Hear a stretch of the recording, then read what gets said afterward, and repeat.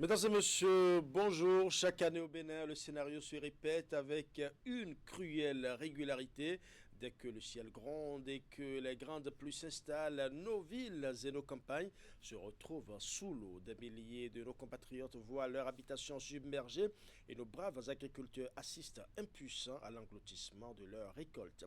Les inondations sont devenues un rituel de désolation et pourtant derrière ces images de détresse se cache un paradoxe.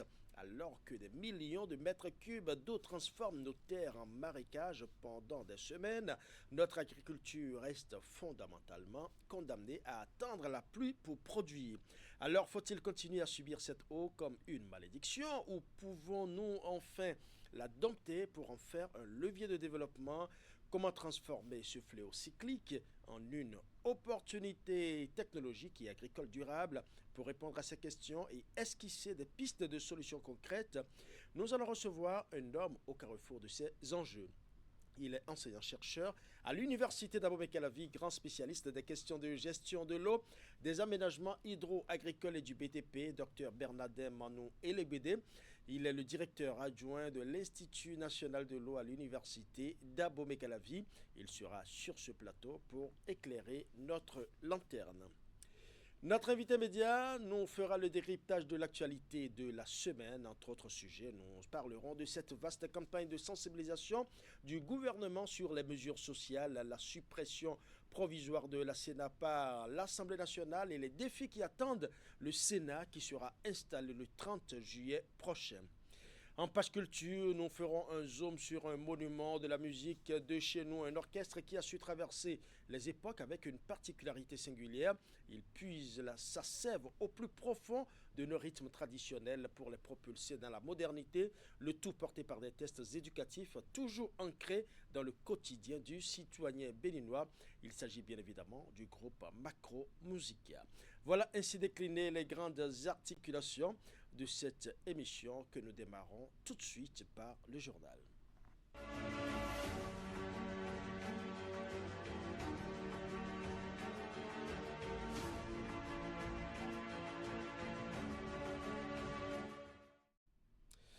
Au sommaire de ce journal, le Bénin reçoit une mission centrafricaine à la Chambre de commerce et d'industrie du Bénin à Cotonou.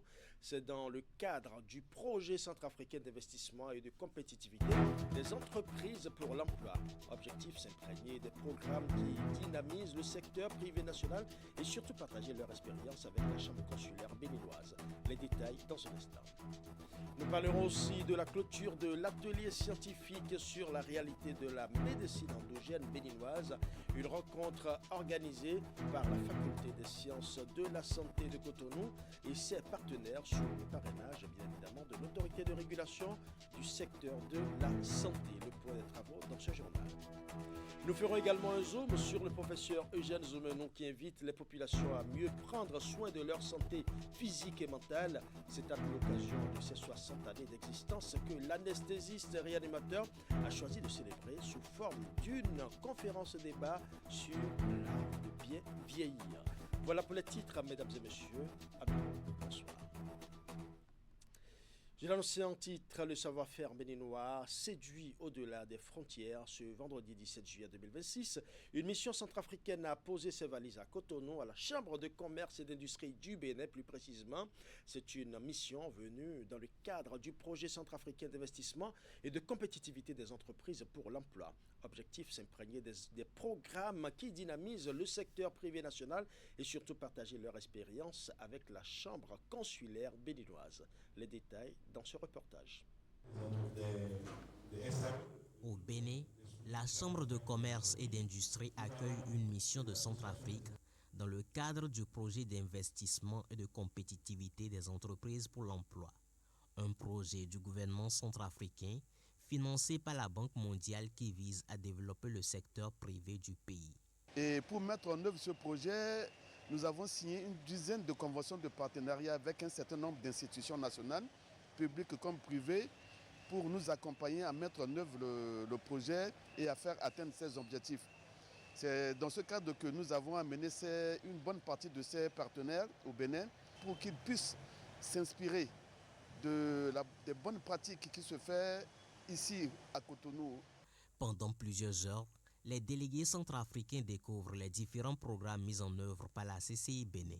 Et le but de ce déplacement au niveau de la Chambre, c'est de s'inspirer de nos expériences, les réformes que nous avons entreprises en matière de partenariat avec le secteur public pour renforcer le dialogue public-privé et également le dispositif que nous avons mis en place pour l'accompagnement de nos mandants que sont les opérateurs économiques. Nous avons partagé avec eux nos dispositifs d'accompagnement qui s'inspirent de notre plan stratégique Vision 2030 et les différents programmes que nous déployons au service des entreprises. Le programme CCI Performance qui renforce les compétences des entreprises ou encore le programme Accès au marché qui facilite leur présence sur les marchés national, régional et international, entre autres, leur sont présentés. Au terme de ces échanges riches en partage d'expériences, les visiteurs se disent satisfaits de ces connaissances acquises. Ils comptent désormais les implémenter chez eux en Centrafrique. Plus de 100 évaluateurs externes sont désormais aptes à servir dans les formations sanitaires du Bénin, ceci pour une sécurité des patients plus performante. C'est le président de l'autorité de régulation du secteur de la santé, Dr Lucien de Soubété, qui a procédé à la cérémonie de clôture des travaux de formation en présence bien évidemment du représentant du ministre de la Santé. Florence Boussa pour plus de précisions. Cette formation a permis de disposer d'un pôle d'évaluateurs pouvant catalyser la mise en œuvre de dispositifs de la sécurité des patients dans les formations sanitaires. Le dispositif va permettre d'assainir, d'améliorer et de dynamiser les établissements de santé au Bénin. Et ce que nous avons fait cette semaine, c'est de former les personnes que nous allons envoyer dans les établissements de santé pour assurer ces fonctions d'évaluateurs et de contrôleurs. C'est ce qu'on leur a montré, comment ils doivent utiliser les outils pour que, quand ils vont dans les centres de santé, les établissements de santé, s'assurer qu'un critère est respecté ou pas respecté, comment ils doivent remplir pour que l'information qu'ils cochent sur la tablette puisse arriver dans les bases. Le succès du dispositif va dépendre d'une collaboration étroite avec les zones sanitaires. Cette initiative s'inscrit dans la vision du gouvernement du président Romuald Zouadaï visant un secteur de santé performant et résilient d'ici 2030 avec un accès équitable à des soins de santé pour tous. Je vous rappelle que c'était l'agenda politique de grande envergure qui était de pouvoir donner à notre pays, à nos concitoyens, une offre de soins de qualité et accessible. Alors, qualité, oui, obligatoire. Pourquoi? Parce que toutes les structures, y compris l'État, qui vont payer pour le soin à donner, ont besoin de s'assurer que ces soins ont une qualité pour ne pas considérer que l'argent est jeté dans l'air. Le corps que nous venons de constituer, qui va permettre d'accompagner les évaluations en interne, en externe, et de temps en temps d'accompagner les inspections. Ces évaluateurs sont donc invités à faire montre d'excellence, d'objectivité, de pragmatisme et de professionnalisme dans l'exercice de leurs nouvelles fonctions. Parlons à présent de la clôture de l'atelier scientifique sur la réalité de la médecine endogène béninoise, organisé par la Faculté des sciences de la santé de Cotonou et ses partenaires sous le parrainage de l'autorité de régulation du secteur de la santé. Après 2 jours d'intenses échanges et de réflexions, les travaux de cette rencontre meublée par plusieurs communications se sont achevés sur une note de satisfaction générale. L'atelier scientifique sur la médecine endogène béninoise prend fin ici à la Faculté des sciences de la santé. Satisfaction pour les organisateurs, dont l'idée de faire travailler ensemble les acteurs de la médecine moderne et celle traditionnelle franchit un grand pas. Les objectifs ont été atteints. Quand les médecins traditionnels ont parlé, ils ont vu le succès dans ce qu'ils font. C'est vrai qu'il y a certains médecins qui voulaient un peu contredire, mais ce n'est pas le moment de commencer à s'opposer, mais plutôt à prendre ce qui est bien chez chacun. Pendant 2 jours, les acteurs de ces 2 secteurs ont discuté, se sont posés des questions les uns aux autres et ont apporté des réponses. Et ça augure de tout ce qu'il est possible de faire au Bénin pour la médecine traditionnelle et la médecine moderne dans l'intérêt des populations. C'est une très belle initiative et cette initiative, si ça peut être renouvelé, ça va permettre à la médecine traditionnelle et la médecine moderne de passer sur le pont que le président de l'ARS est en train de construire. Occasion pour le doyen de la FSS de remercier tous les partenaires qui ont accompagné cette initiative. En organisant une telle rencontre pour un dialogue entre les deux médecines, la FSS vise également un autre objectif. Le projet sur lequel la faculté travaille et dans lequel rentre cette conférence, c'est l'ouverture d'une filière de formation diplômante. Je sais qu'il y a des fédérations, mais nous avons besoin à la FSS d'avoir en face de nous un ordre, ou tout au moins des personnes validées par le ministère qui viendront enseigner dans ces formations. Le président de l'ARS compte donc sur la capacité individuelle et collective des acteurs de restaurer la médecine traditionnelle béninoise et de faire de sa pleine intégration au système sanitaire national une réalité. Comme vous l'avez constaté sur ces images, plusieurs professionnels de santé, des étudiants en médecine, en pharmacie et bien d'autres acteurs ont pris part à cet atelier sur la médecine traditionnelle. Quelques-uns parmi eux parlent du bien fondé de cette initiative. Nous allons suivre. Mes attentes sont comblées parce que la question de la médecine traditionnelle, c'est une réalité inhérente à notre quotidien. C'est une première fois on met dans une même salle les médecins modernes, les praticiens, les chercheurs, les pharmaciens et bien d'autres personnes pour discuter de la médecine traditionnelle béninoise. Et ça, c'est ce qui devait être depuis des années. Mais il n'est jamais trop tard. C'est l'occasion pour nous de créer cet écosystème pour travailler ensemble pour le bien-être de la population béninoise. Il y avait des stéréotypes en ce qui concerne la médecine traditionnelle, la médecine moderne. Mais des jours d'ateliers scientifiques que nous avons fait a permis à chacun de rester un peu dans son couloir, de savoir où ses limites, ses compétences, et solliciter l'autre lorsqu'il y a des problèmes, lorsque les problèmes que nous rencontrons dépassent notre compétence. Je pense qu'au sortir de cet atelier, nous allons travailler ensemble avec les médecins. Et je demande aussi aux médecins, comme nous avons discuté ensemble, que la collaboration soit franche. Ce que nous cherchons, ce n'est pas montrer qui nous sommes, mais c'est le résultat. Permettre à nos populations de bénéficier des soins de qualité et on ne peut que combiner les deux pour avoir ces résultats. En organisant cette conférence, c'est une manière de dire que nous sommes prêts, surtout lorsque à la fin de la conférence, le doyen dit clairement qu'il sera question demain de monter des programmes qui pourraient donc intégrer des matières de telle façon que les nouveaux sortants ou sortis de la médecine puissent percevoir la médecine traditionnelle comme un pas important pour le traitement de ceux qui sont malades. Ça, c'est très important. Restons dans le secteur de la santé, cette fois-ci avec le professeur Eugène Zoumenou qui invite les populations à mieux prendre soin de leur santé physique et mentale. C'est à l'occasion de ces 60 années d'existence que l'anesthésiste réanimateur a choisi de célébrer sous la forme d'une conférence débat sur l'art de bien vieillir. La rencontre a mobilisé autour du professeur, famille, collègues et proches. 6 différents spécialistes de la santé ont été dépêchés pour l'accompagner dans cette tâche, celle d'entretenir l'assistance sur les 5 piliers fondamentaux du bien-être. Reportage. Plutôt que de céder aux festivités traditionnelles et fastueuses, le professeur Eugène Zoumenou a choisi de marquer le cap de sa 60e année d'une empreinte singulière. Il a transformé cette étape majeure de son existence en un véritable héritage de savoir axé sur la prévention sanitaire et le partage d'informations scientifiques avec sa famille, ses collègues et ses proches. C'est tout le sens de cette conférence débat inédite placée sous le signe de la prévention des maladies chroniques et de la promotion du bien-être. Je suis sûr que vous avez déjà entendu, vous tous, parler d'AVC, d'embolie pulmonaire, c'est tous les jours. Or, on peut prévenir.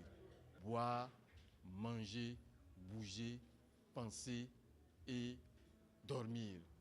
Ce sont les 5 piliers dont il faut prendre conscience, dont il faut s'occuper pour bien vieillir vivre en bonne santé et éviter les maladies chroniques. Pour éclairer l'assistance sur les piliers fondamentaux de la santé physique et mentale, le professeur Zoumenou s'est entouré de 6 éminents spécialistes, une cardiologue, une psychiatre, une nutritionniste diététicienne, une kinésithérapeute, un pneumologue ainsi qu'un expert du sommeil et du yoga. Ces praticiens ont croisé leurs regards et expertises autour des 3 moteurs essentiels de l'organisme humain: le cœur, les poumons et les muscles. C'est une première pour moi de participer à un événement où on parle de bien-être pour fêter un anniversaire. Nous avons été impressionnés par tout ce qu'on a appris ce soir. Cet événement a également été rythmé par des ateliers pratiques d'exercices physiques venus illustrer les recommandations des professionnels de santé. La rencontre s'est conclue dans la convivialité par la traditionnelle coupure du gâteau d'anniversaire, célébrant ainsi la vie, la transmission et la longévité de l'heureux du jour. Autre volet de l'actualité nationale, véritable école d'initiation précoce à l'entrepreneuriat. Le salon des petits entrepreneurs est de nouveau ouvert à Cotonou depuis le 13 juillet dernier. À l'occasion de cette 7e édition Global Action, promotrice de l'événement, a réuni ce vendredi dans la ville-département des professionnels des médias et ses partenaires pour une présentation détaillée de son programme. On retrouve Hugues Vingbe. Surfer sur les vacances scolaires pour bâtir les chefs d'entreprise de demain.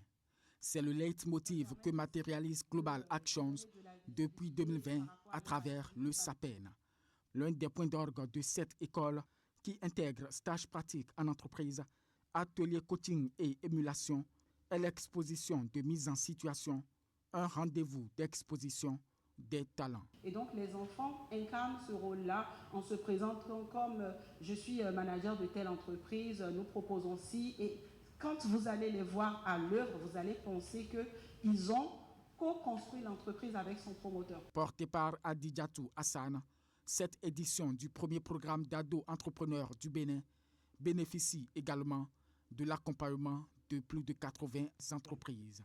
Ce qui compte, c'est de rester curieux, d'apprendre, d'essayer et d'accepter de ne pas tout réussir du premier coup. On peut tomber, l'essentiel c'est de pouvoir se relever, d'essuyer les genoux parce qu'on s'est écorché et de continuer à marcher. Donc, lorsque nous avons eu la première sollicitation pour le SAPEN, nous n'avons pas hésité parce que ça répondait vraiment à un de nos objectifs, accompagner la jeunesse et la former dans les thématiques liées à l'entrepreneuriat et à l'inclusion financière. Une des missions principales de l'ADPME, c'est l'orientation des PME. Et l'orientation ne va pas seulement s'arrêter aux PME déjà créées ou aux entreprises déjà créées. Cela doit également passer par une éducation. Ciblant la tranche de 14 à 23 ans, le SAPEN affiche plus de 500 jeunes coachés. Démarré le 13, l'événement s'éteint le 25 juillet 2026 par le Gala des petits entrepreneurs, bien après les Olympiades du business prévues pour ce samedi. Le gouvernement poursuit ses efforts en faveur de l'emploi des jeunes et du développement des compétences professionnelles. Une nouvelle cohorte de jeunes entre officiellement en formation professionnelle par apprentissage dual. La cérémonie de lancement s'est déroulée ce jeudi au lycée technique agricole d'Ina. L'initiative s'inscrit dans la politique gouvernementale visant à lutter contre l'extrême pauvreté à travers la création d'emplois et la promotion d'un développement équilibré des territoires. Nous allons suivre. Le gouvernement béninois poursuit ses efforts en faveur du développement des compétences professionnelles des jeunes. Le lancement officiel de la formation de 1650 apprenants en vue de l'obtention du certificat de qualification professionnelle CQPI a été effectué au lycée technique agricole d'Ina. Cette initiative concerne plusieurs filières porteuses, notamment l'exploitation agricole, la production d'aliments pour animaux, le tri et la valorisation des déchets, ainsi que les services de bar et restaurants. Le choix porté sur le LTA pour abriter cette cérémonie de lancement nous honore. Il témoigne de la confiance du gouvernement et du FODEFCA en la capacité de notre établissement a contribué efficacement à la mise en œuvre de la politique nationale de la formation professionnelle. Le directeur général du projet de développement des compétences pour l'emploi a pour sa part mis en lumière les nombreuses opportunités qu'offre cette formation. En associant les enseignements dispensés dans les établissements de formation aux apprentissages pratiques en entreprise, il permet aux jeunes d'acquérir des compétences directement adaptées aux besoins du marché du travail. Je déclare officiellement lancé, au nom de Madame la Ministre, la formation professionnelle par apprentissage dual au profit des 1650 bénéficiaires de cette troisième cohorte. Au nom des bénéficiaires, la porte-parole a salué cette opportunité offerte par le gouvernement et ses partenaires. Nous honorerons cette confiance, nous représenterons dignement le prodige et le profane, et dans quelques mois, lorsque nous recevons notre certificat de qualification professionnelle, ça sera la preuve que cet investissement du gouvernement et de ses partenaires n'aura pas été vain. À travers cette initiative, le gouvernement entend renforcer les qualifications de la jeunesse béninoise et promouvoir une main-d'œuvre compétente, capable de répondre aux exigences des secteurs économiques prioritaires du pays. Préciser que le financement demeure l'un des principaux défis du développement agricole au Bénin. Pour y apporter des solutions concrètes, les acteurs du secteur se retrouvent à l'occasion de la 12e édition du Salon agricole et financier à Cotonou. Pendant 2 jours, experts, institutions financières et acteurs du monde agricole confrontent leurs expériences et explorent de nouvelles pistes pour renforcer le financement du secteur. Teddy Goudalo pour plus de précisions. Producteurs, entrepreneurs agricoles, institutions financières et partenaires techniques se retrouvent dans cet espace d'échange dédié au développement du secteur agricole. Il s'agit de la 12e édition du Salon agricole et financier, un rendez-vous qui allie réflexion, partage d'expériences, réseautage et exposition-vente. En 11 éditions, nous avions mobilisé plus de 12 000 visiteurs à nos différents salons et 300 exposants, facilité plus d'1 milliard de francs CFA de financement. Le panel inaugural s'articule autour d'un thème évocateur, financement agricole au Bénin, quid des diverses interventions de 2013 à nos jours. L'objectif ici est de porter un regard critique sur le chemin parcouru, d'évaluer l'impact des mécanismes de financement mis en place et identifier les principaux défis qui freinent encore l'accès des acteurs agricoles aux ressources financières. Les succès d'hier doivent nous servir de tremplin pour relever les défis de demain. En effet, les avancées obtenues ne doivent pas masquer les défis qui demeurent. Je voudrais vous rassurer de l'engagement continu des Pays-Bas sur les questions avec une place de choix pour les jeunes et pour les femmes. Les Pays-Bas poursuivent entre autres une résilience économique et sociale des producteurs, entrepreneurs agricoles dans une vision transformative. Depuis son lancement en 2013, le Salon agricole et financier s'est imposé comme un cadre de dialogue entre les différents acteurs de la chaîne de valeur agricole. Au terme des 2 jours de travaux, les lauréats de la compétition de pitch seront récompensés et bénéficieront de packages d'accompagnement pour accélérer le développement de leurs projets. C'est la fin du journal, mais le grand format se poursuit donc sans transition. Nous allons rapidement suivre les informations relayées sur les réseaux sociaux. Voici pour vous la rubrique Actu sur le net, une réalisation de Florence Bossa. Le temps d'installer notre invité de la semaine. Producteurs, entrepreneurs agricoles, institutions financières et partenaires.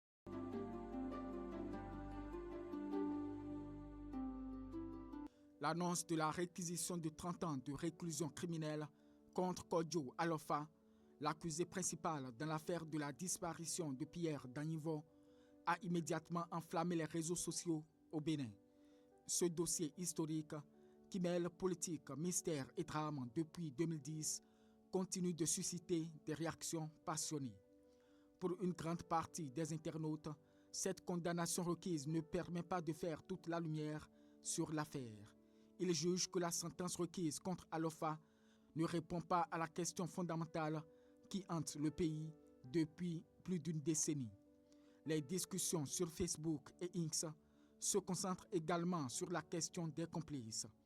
Beaucoup refusent de croire que Kodjo Alpha ait pu agir seul et exigent que les véritables cerveaux de l'affaire soient démasqués. Les utilisateurs rappellent les multiples rétractations de l'accusé au fil des années et les zones d'ombre entourant l'exhumation du corps de Danivo, alimentant un doute persistant sur la version officielle. Pendant ce temps, certains applaudissent la réquisition du ministère public. 30 ans pour Alpha, d'accord, mais on sait tous qu'il n'est qu'un pion dans cette histoire. Qui l'a envoyé? Qui a financé? On veut les vrais commanditaires, pas seulement l'exécutant. Le mystère reste entier, s'indigne Gilles K. Animé du même sentiment, Bénin Vigilant estime que condamner Alpha à 30 ans ne ramènera pas Pierre Danivo et ne dit toujours pas avec certitude ce qui lui est arrivé. 16 ans après, la question reste la même. Où est Danivo? Sa famille mérite la vérité, la vraie. Achève-t-il? Autre son de cloche du côté de justicier Bénin qui commente. Enfin, une réquisition à la hauteur de la gravité des faits. 30 ans de prison, c'est ce qu'il faut pour un crime qui a traumatisé tout un pays. Il faut que ce verdict serve d'exemple pour montrer que nul ne peut ôter la vie et s'en sortir facilement. Soutien total au ministère public. Patriote 229 abonde dans le même sens et écrit. Enfin, une réquisition forte. 30 ans de prison, c'est le minimum pour un tel crime.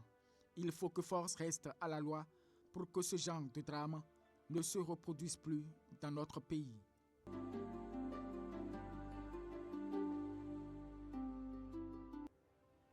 Invité sur l'émission L'entretien grand format de BIP Radio, le secrétaire général de la Haute Autorité de l'audiovisuel et de la communication, François Aoudou, a réagi au sujet de la question de la régulation des réseaux sociaux comme TikTok et Facebook. Face à la montée en puissance des influenceurs sur les réseaux sociaux, le secrétaire général de la HAC a posé les bases d'une possible autorisation de l'institution. La législation béninoise doit évoluer. Dans certains pays, dès lors que vous êtes suivi par un certain nombre de personnes, vous êtes automatiquement considéré comme un média, a-t-il expliqué. François Aoudou a précisé que cette réflexion sera probablement au cœur des débats lors des colloques que la HAC organise dans quelques jours. Pour lui, se réfugier derrière le statut de plateforme numérique pour contourner les règles est une approche qui ne tiendra pas longtemps. Sur la question du seuil de personnes touchées qui qualifierait un influenceur comme média, le secrétaire général reconnaît que la législation béninoise n'a pas encore fixé de critères. Cette sortie médiatique a provoqué une véritable tempête de réactions sur les réseaux sociaux au Bénin. Pour une partie non négligeable des internautes, cette initiative de la HAC est nécessaire, mais elle arrive très tardivement. De nombreux utilisateurs dénoncent quotidiennement la montée des contenus obscènes, du harcèlement en ligne, des rumeurs infondées et des escroqueries sur TikTok et Facebook.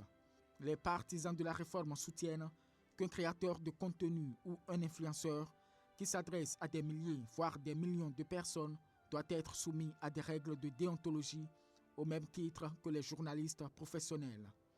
Selon eux, l'espace virtuel béninois a besoin d'ordre et de décence. Enfin, il était temps que la HAC siffle la fin de la récréation. Ce qui se passe sur TikTok au Bénin est devenu insupportable. Injures publiques, harcèlement, fesses dehors pour avoir des vues. On ne peut même plus ouvrir l'application devant nos enfants. Que la HAC mette de l'ordre, approuve cet internaute. À l'opposé, une vague massive d'internautes exprime une vive inquiétude. Ils perçoivent cette future réglementation comme une tentative de restreindre l'espace de liberté d'expression restant au Bénin. La HAC veut réguler, d'accord, mais pense-t-elle aux milliers de jeunes qui vivent du e-commerce et de la création de contenu sur Facebook et TikTok? Avec le chômage qu'il y a, ces plateformes sont notre gagne-pain. Si vous commencez à nous imposer des licences ou des restrictions bizarres, vous allez tuer l'entrepreneuriat des jeunes. Commente cet internaute pendant qu'un autre demande plus de clarté. Il faut clarifier les choses. Où se situe la frontière entre un simple citoyen qui donne son avis sur un profil Facebook et un créateur de contenu professionnel? Si je fais un direct pour exprimer mon mécontentement sur ma page, est-ce que je risque d'être suspendu par la HAC? Les tests doivent être clairs pour éviter l'arbitraire.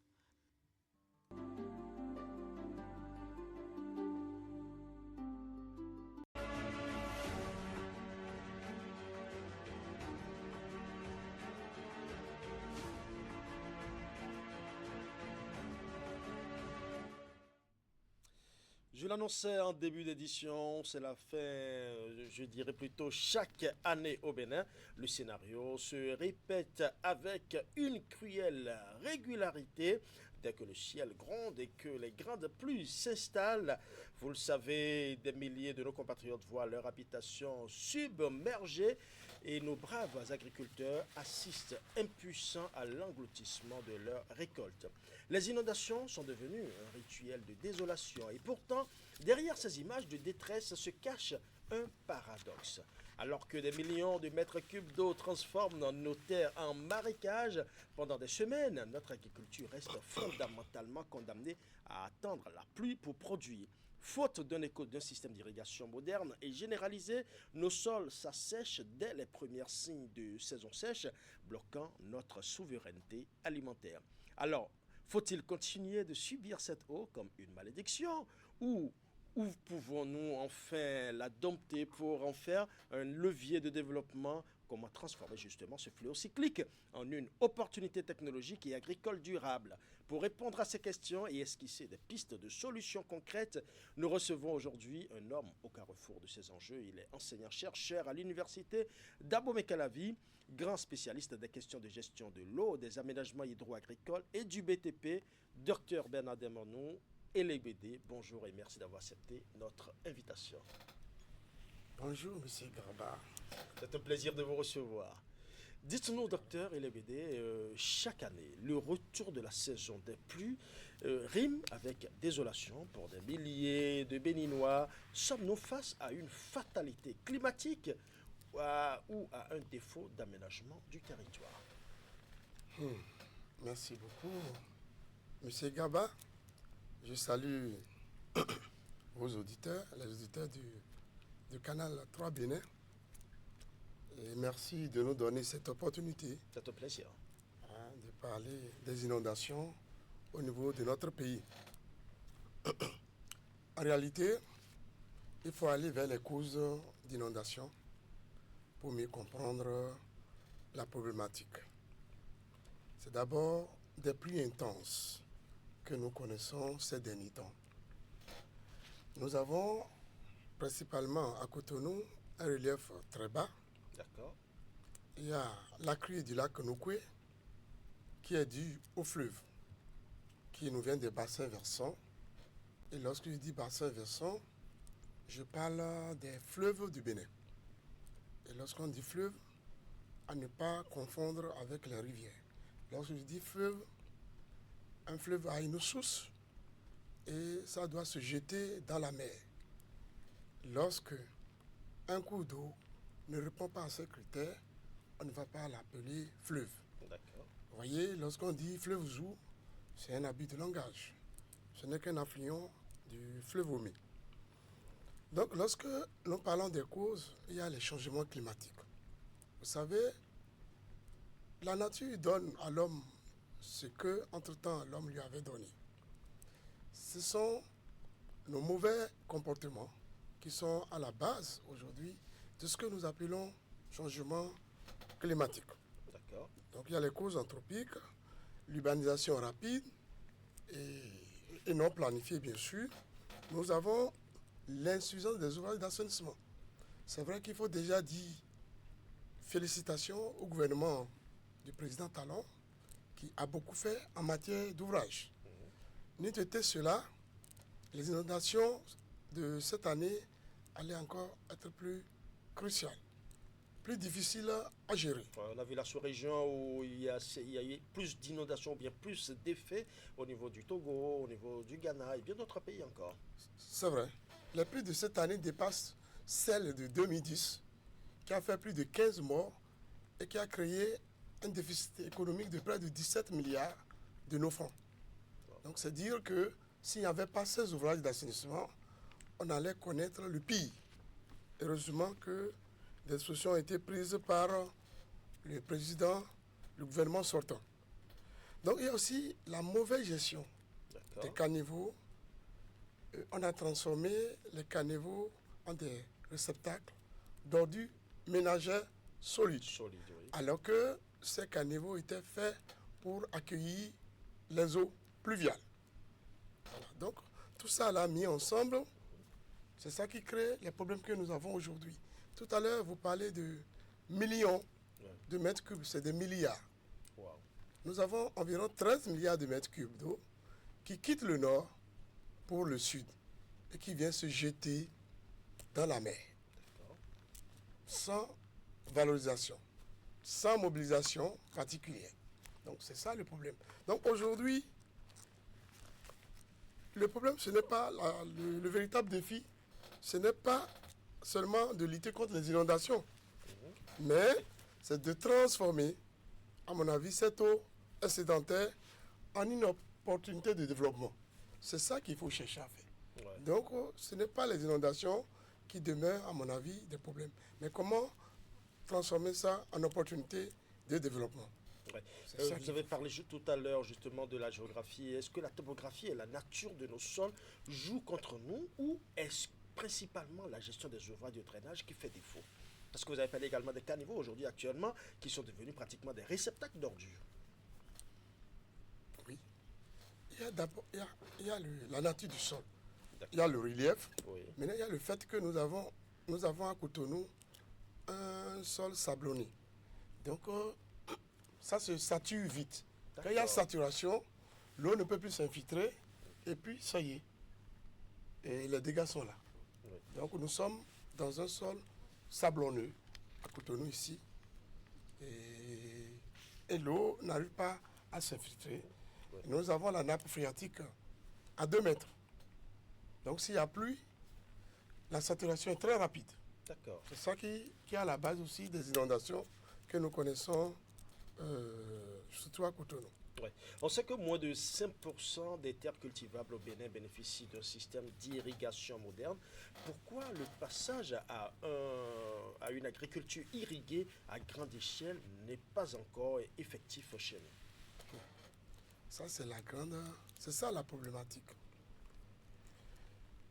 Vous voyez, nous avons 13 milliards de mètres cubes d'eau qui quittent le nord, qui vient se jeter dans la mer à partir du lac Nokoué, sans qu'on soit en mesure de la mobiliser, de la valoriser, contrairement à ce qui se passe dans les pays d'à côté. Au Bénin, nous avons environ 250 barrages ou retenues d'eau, qui sont dans des conditions vraiment déplorables, mal entretenues. Au Burkina Faso, un pays désertique, ils ont plus de 3000 barrages. Vous voyez le paradoxe. Donc il y a un problème. 3000 barrages. Donc il y a un problème de valorisation de ces ressources en eau.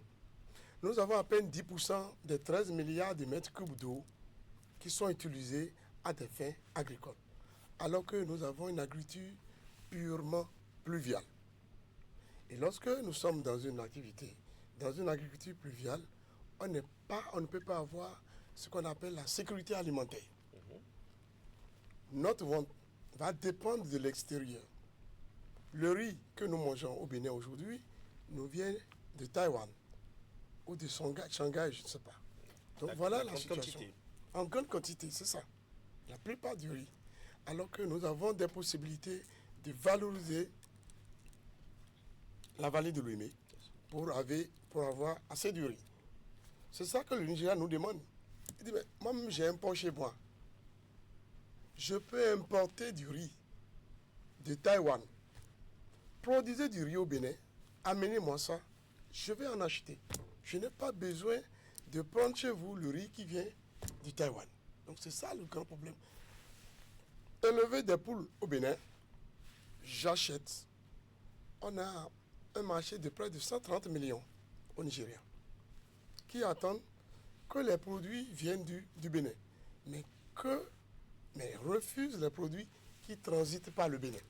Donc il y a un problème de valorisation, de développement de nos potentialités économiques. Oui. Est-ce qu'aujourd'hui, est-ce qu'il est possible, avec nos moyens locaux, de concilier la protection des cultures contre les crues et surtout le maintien d'une humidité nécessaire au sol en période sèche? Parce que quand il y a pluie, il y a beaucoup d'eau, mais en période de sécheresse, on constate que la culture, il y a une grande sécheresse au niveau du sol. Est-ce qu'on peut maintenir cette humidité au niveau du sol, même en période de saison sèche? Oui, il y a plusieurs façons. Mais la façon la plus facile, c'est de construire des bassins de rétention. D'accord. De construire des retenues, des barrages. Des barrages. C'est ça qui peut nous sauver. Vous voyez, quand j'étais à la direction générale de l'eau, j'étais le directeur de la planification et de la gestion des ressources en eau, nous avons élaboré ce qu'on appelle le SDAGE, le schéma directeur d'aménagement et de gestion de l'eau, dans lequel il est prévu 3 barrages structurants. D'accord. Et quand on dit barrages structurants, ce sont des barrages multifonctions.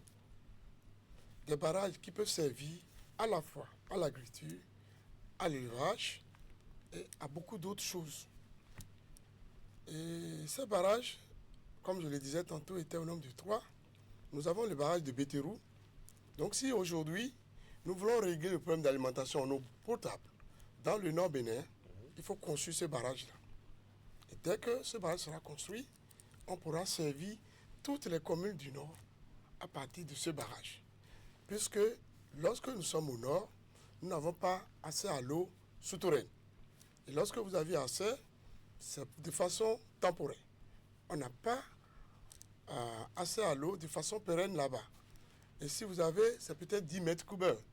Alors que nous sommes en train de construire des châteaux d'eau de 500 mètres cubes. Donc, la solution la plus durable, c'est de construire ce barrage de Béterou. Il y a un autre qui est prévu à Vossa. Si au Bénin, nous décidons de régler le problème d'inondation, si c'est ça qui nous intéresse, il faut construire le barrage de Vossa. Je voudrais dire, ce n'est pas Vossa du Cotonou, hein. C'est un barrage, c'est Vossa qui est à Ouessé.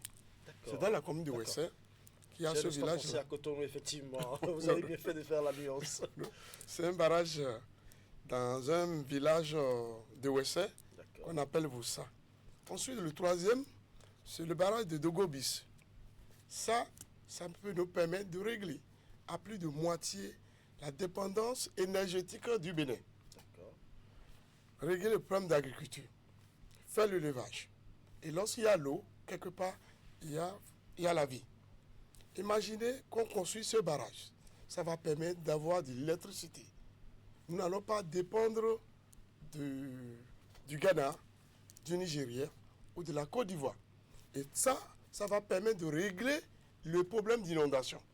Donc voilà ce qu'on peut faire pour vraiment régler la situation d'inondation à Cotonou. Dès qu'on arrive à construire l'un de ces 3 barrages, on pourra vraiment dire au revoir au problème d'inondation. C'est vrai, comme je l'ai dit, nous sommes dans un sol un peu difficile ici. Lorsqu'il y a assez de pluie, ça pose un problème sérieux.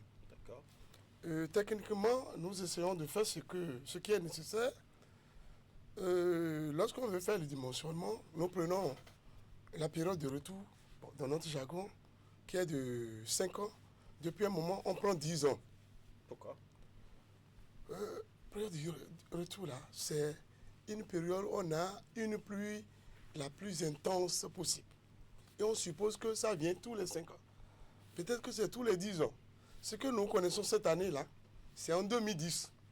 2010 à aujourd'hui, ça fait 16 ans. 16 ans. Et lorsqu'on va commencer par prendre 15 ans, on risque de réaliser des ouvrages qui auront de grands gabarits et qui vont coûter cher pour le contribuable béninois. Donc voilà les problèmes. Mais je crois que ce que nous faisons, c'est dans les normes au niveau du pays. Et il y a encore des endroits où il faut poursuivre la construction des ouvrages d'assainissement. Je crois que c'est ça que le gouvernement qui est en train de venir et qui connaît bien le terrain va se mettre à faire pour qu'on puisse contrer, barrer la route aux inondations au niveau de notre pays et principalement au niveau de la ville de Cotonou. Oui. Vous avez tantôt dit tout à l'heure que le Burkina, par exemple, a plus de 3000 barrages, pendant que le Bénin a à peine 250, je crois, barrages ici, chez nous, au Bénin. Quand on regarde, quand on parle des deux pays, l'un est pays sahélien et nous, on a la mer, on a pratiquement, disons, on peut dire que l'espace beaucoup plus verdoyant. Est-ce qu'on doit parler d'un problème de politique et d'orientation ou plutôt de moyens? Non, je ne crois pas que c'est un problème de moyens, M. Gaba. Je crois que c'est un problème de politique, d'orientation. Et nous, on ne connaît pas l'importance de l'eau au Bénin. Et ils connaissent l'importance de l'eau. C'est pourquoi leurs ingénieurs, les ingénieurs de TP au Burkina, lorsqu'ils ont un projet de bitumage de voie, ils veulent faire 200 km de bitumage, ils prévoient à tous les 50 km au moins un barrage, une retenue. C'est ça qui fait qu'aujourd'hui, le Burkina Faso nous dépasse en matière de barrage, puisqu'ils connaissent l'importance de ces barrages-là. Ici au Bénin, on peut faire de routes d'Alada jusqu'à Karimama, jusqu'à Natitengu, sans prévoir de barrage. Je crois qu'il faut revoir notre méthode en matière de réalisation, en matière de bitumage. Parce que là où il y a l'eau, comme je l'ai dit tantôt, il y a la vie. Lorsque on traverse un village, on fait une retenue d'eau. Les populations vont venir là, faire les produits de contre-saison. C'est dommage qu'on dise que des tomates nous viennent du Burkina Faso. À des moments donnés, vous allez voir ces tomates-là, ça vient du Burkina Faso. Vous allez voir des capres, des poissons. On nous dit que ça vient du Burkina Faso parce qu'ils ont une très bonne politique en matière de maîtrise de l'eau, ce que nous n'avons pas encore malheureusement au Bénin. Mais je crois que nous sommes sur la bonne voie. Parce qu'au niveau de l'Université d'Abomey et Calavi aujourd'hui, au niveau de l'Institut national de l'eau, nous formons des spécialistes en matière de réalisation de barrages. Donc le problème de ressources humaines ne va pas se poser si la politique accompagne. Je m'apprêtais justement à vous demander, est-ce que les universités, notamment l'Université d'Abomey Calavi, dont vous êtes le directeur adjoint de l'Institut national de l'eau, disposent aujourd'hui de modèles technologiques prêts à être déployés sur le terrain pour aider nos agriculteurs, nos paysans, parce que vous le savez très bien, aujourd'hui et ailleurs, on parle beaucoup plus d'irrigation moderne, d'irrigation intelligente, mais ici au Bénin, nous regardons toujours vers le ciel et attendre que les nuages s'amoncellent pour être heureux. Merci beaucoup. En matière de technologie, elle existe.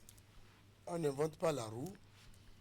On a appris cette technologie au niveau de l'Occident. Nous la pratiquons, nous la connaissons. Il suffit que la demande soit faite.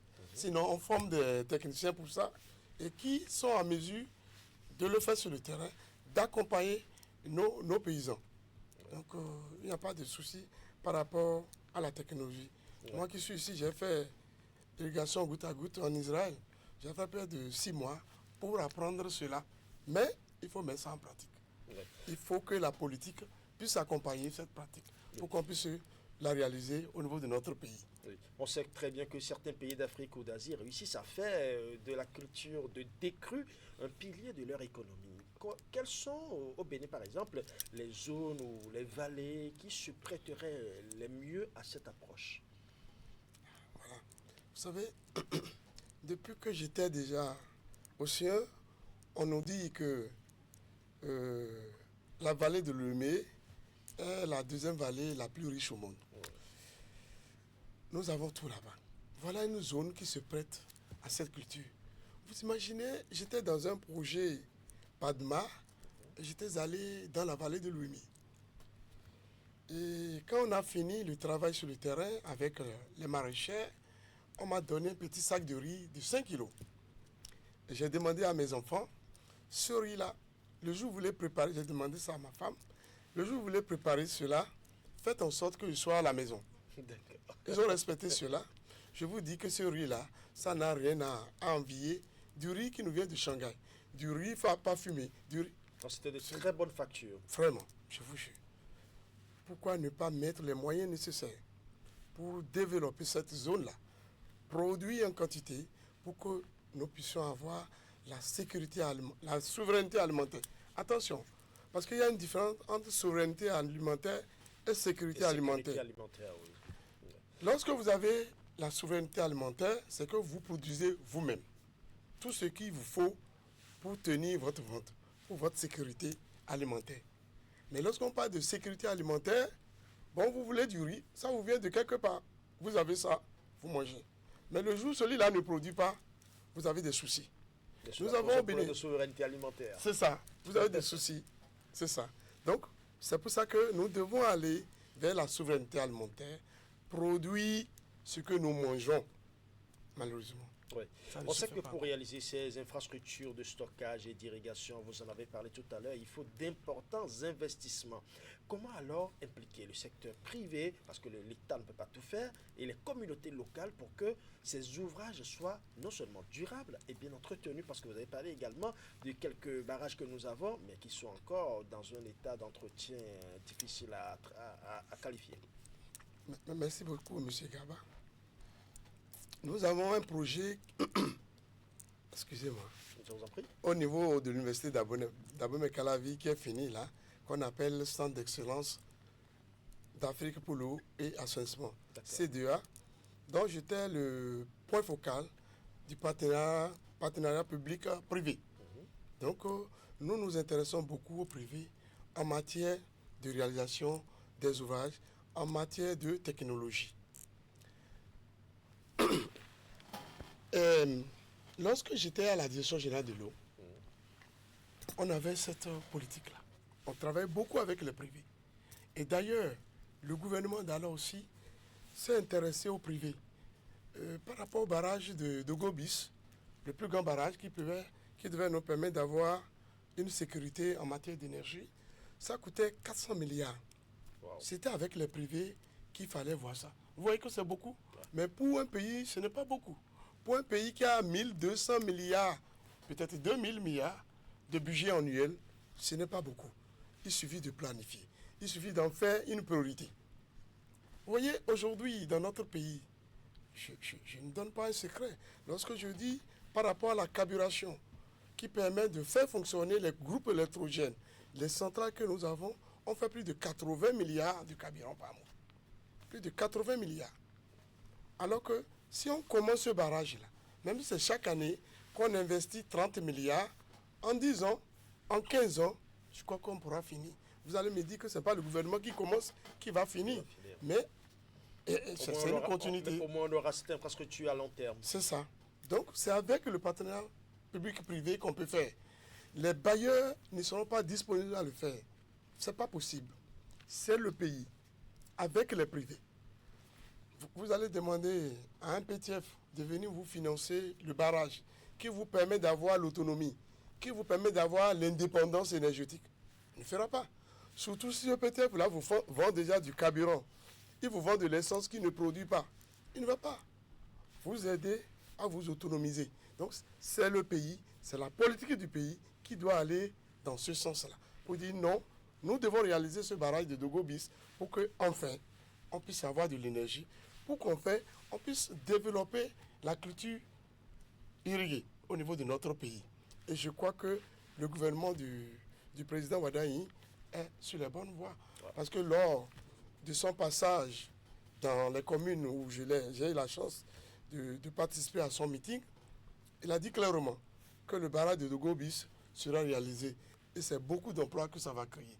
Donc nous souhaitons vivement que ce barrage soit réalisé pour le bonheur de notre pays en matière d'énergie et en matière de produits de sécurité alimentaire. Ouais. Je crois savoir qu'il y a un partenariat qui a été signé la semaine écoulée, du moins cette semaine d'ailleurs, avec la Banque mondiale. Donc on espère que très vite ce barrage prenne corps. Pour finir avec vous, docteur Elebede, si nous parvenons aujourd'hui à maîtriser, pas nécessairement aujourd'hui, ce dimanche, non, mais à maîtriser et à réutiliser cette eau de pluie, quel visage aura l'agriculture béninoise dans 10 ans, dans 14 ans ou dans 15 ans? Alors, quel visage? L'agriculture béninoise aura le visage d'une agriculture sécurisée. D'accord. Et qui sécurise la population du Bénin.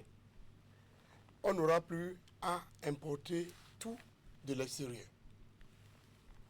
Mais dans le même sens, il faut développer les technologies nécessaires pour la conservation de ces produits.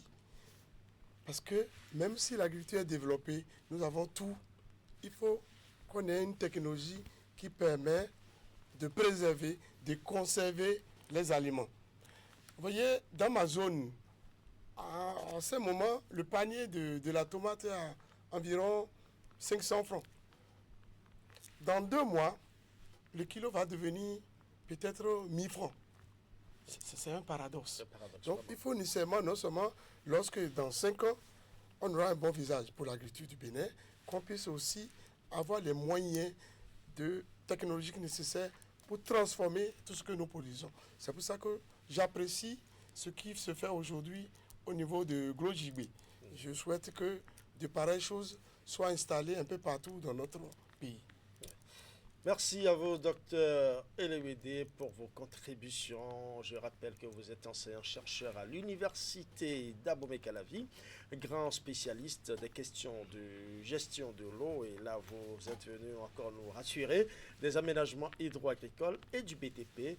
Vous êtes le directeur adjoint de l'Institut national de l'eau à l'université d'Abomey-Calavi. Avant de vous laisser partir, docteur, Canal 3 a une petite surprise pour vous. Nous allons regarder ensemble et on revient en plateau rapidement pour en parler.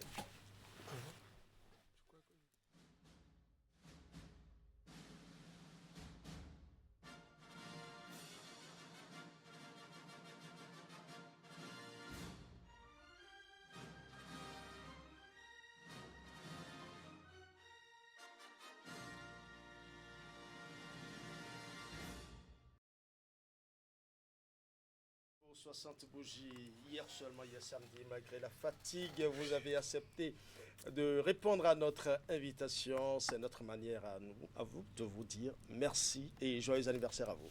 Merci beaucoup, cher Gaba. Merci à tous les auditeurs et auditrices du Canal 3. Merci aux autorités du Canal 3 pour cette belle surprise. Merci à vous. Eh bien, docteur Elebede, je vous souhaite un bon dimanche et puisse Dieu vous protéger davantage pour vos compétences. Merci. Il n'y a pas de mot de fin. Un mot de fin? Très rapidement, oui, je vous l'accorde très rapidement. Merci beaucoup. Merci beaucoup, M. Gaba. Merci pour cette occasion. Je voudrais juste demander aux autorités de la Direction générale de l'eau et du ministère de l'eau pour qu'on fasse tout ce qui est nécessaire afin d'installer les structures de la gestion intégrée des ressources en eau. Parce que ça nous manque. Tant qu'on n'aura pas cette structure, le problème de gestion de l'eau, le problème de valorisation de l'eau va toujours se poser dans notre pays. Voilà le mot de fin qui me tient beaucoup à cœur. Ah oui. Eh bien, merci à vous d'être passé sur ce plateau. Ce fut un réel plaisir de vous recevoir. Mesdames et messieurs, nous allons tout de suite vous permettre de revivre rapidement l'actualité de la semaine à travers la revue de presse de Assemokanya Siogon. On se retrouve dans quelques minutes.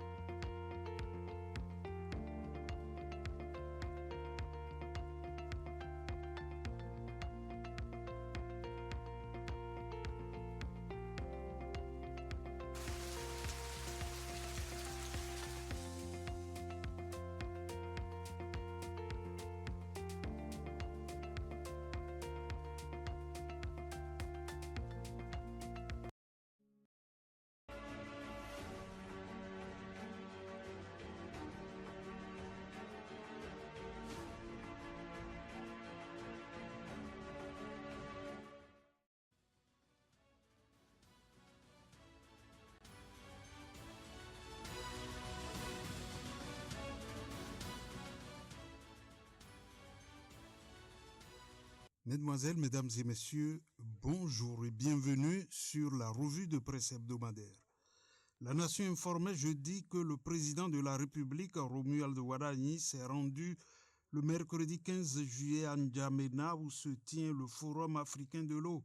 Le chef de l'État a rejoint les dirigeants, experts et partenaires mobilisés autour de l'un des défis les plus pressants du continent. Dans un contexte marqué par la croissance démographique, l'urbanisation accélérée, les effets de plus en plus perceptibles du changement climatique, la question de l'eau s'impose désormais comme un enjeu majeur de développement, de stabilité et de prospérité pour les pays africains. Le challenge soulignait que le président Romuald Wadagni entend partager à cette rencontre l'expérience béninoise en matière de gouvernance de l'eau et réaffirmer l'engagement du Bénin en faveur d'un développement durable fondé sur une gestion responsable et inclusive de cette ressource essentielle.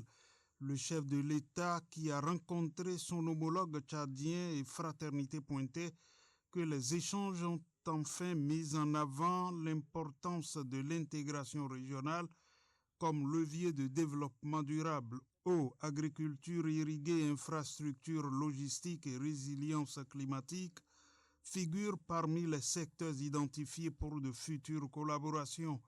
Cette première audience entre Romuald Wadagni et Mahamat Idriss Déby Itno marque ainsi une nouvelle étape dans les relations entre le Bénin et le Tchad.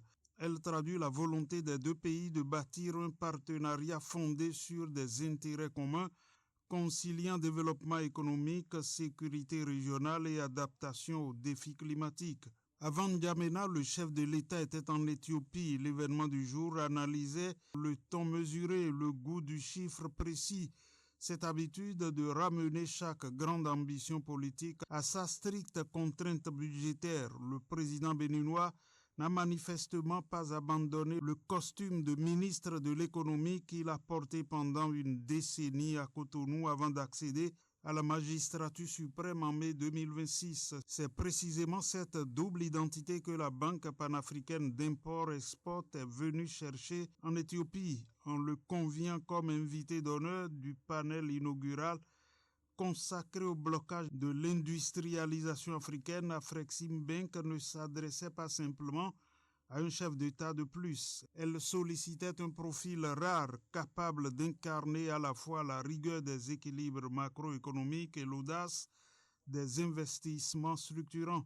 Le journal La Nation s'est intéressé à la restitution des biens culturels pour écrire que le Bénin poursuit méthodiquement son engagement en faveur de la reconquête de son patrimoine culturel. Réuni le mardi 14 juillet à Cotonou, le ministre du Tourisme, de la Culture et des Arts, Yacine Latoundji, les membres du Comité scientifique national de restitution des biens culturels ainsi que plusieurs experts du patrimoine ont échangé sur les prochaines étapes du processus de restitution et sur les conditions de circulation des œuvres restituées à travers le pays. Cette concertation s'inscrit dans la dynamique engagée par les autorités pour faire du retour des biens culturels véritable projet national dépassant la seule récupération des œuvres.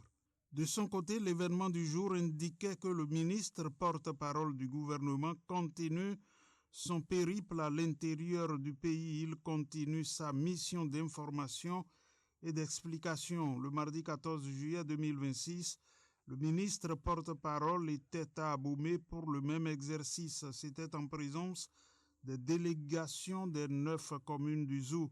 Cette séance d'échange vise à présenter en détail les récentes mesures sociales du gouvernement. Elle vise également à recueillir les aspirations des populations du Zou. Sur l'affaire d'Anivol, le Challenge rapportait que le dossier bat son plein au tribunal. Et pour Kodjo Alofa, la situation se complique sérieusement. Le ministère public a décidé de requalifier les faits. Désormais, l'accusé n'est plus poursuivi comme auteur principal, mais comme complice dans cette affaire qui secoue l'opinion depuis des années.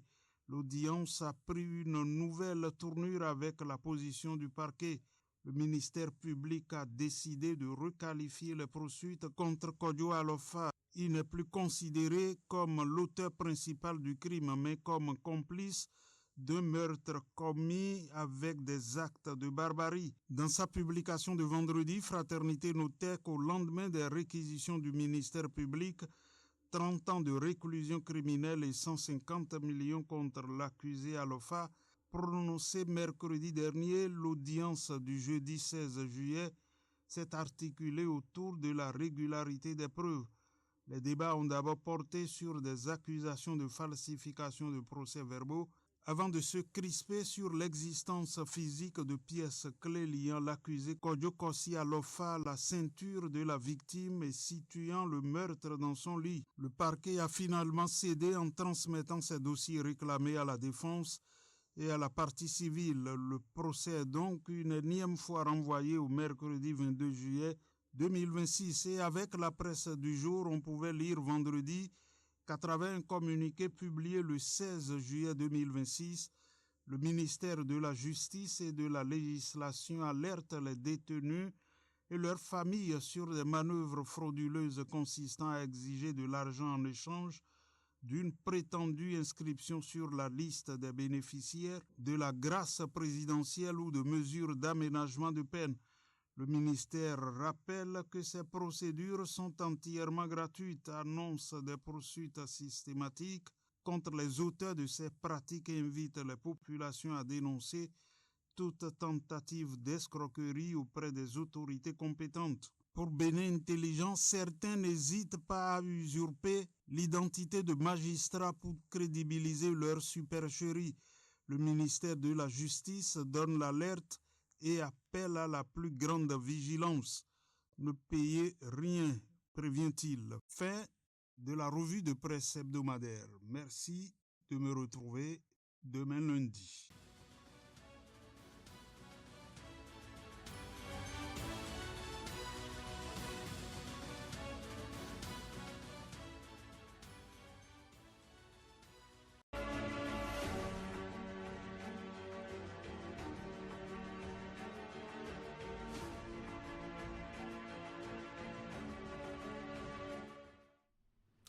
Il est déjà confortablement installé, notre invité média Anselme Pascal Agueonde. Il est rédacteur en chef web du quotidien d'information publique La Nation. Bonjour. Bonjour, chers confrères. Merci d'avoir accepté notre invitation. C'est un plaisir. Ouais. On sait que depuis quelques jours, l'exécutif déploie de grands moyens pour vulgariser ces filets sociaux. Des rencontres explicatives sont organisées avec les populations. Pourquoi cette vaste campagne maintenant? Eh bien, de mon regard d'observateur, je dirais, c'est pour éviter que l'on ne soit encore livré aux mêmes sauces qu'il y a peut-être 10 ans. Vous vous souvenez qu'au début de l'ère talent, la communication n'était pas vraiment aussi ouverte que cela, et que beaucoup de choses se faisaient quand même si l'on essayait de ne pas trop les rendre publiques. Aujourd'hui, je pense que le nouveau gouvernement fait l'option d'une nouvelle forme de communication et d'une nouvelle dynamique. Essayer de communiquer sur les actions. Mais cela s'explique davantage par le fait que les populations attendent de voir l'impact social de ce nouveau régime. Vous savez que, je dirais, le plus grand tort que les populations pourraient peut-être reprocher à l'ancien régime, c'est la question sociale. Et cette question-là est une question prioritaire pour le nouveau régime, dit-on.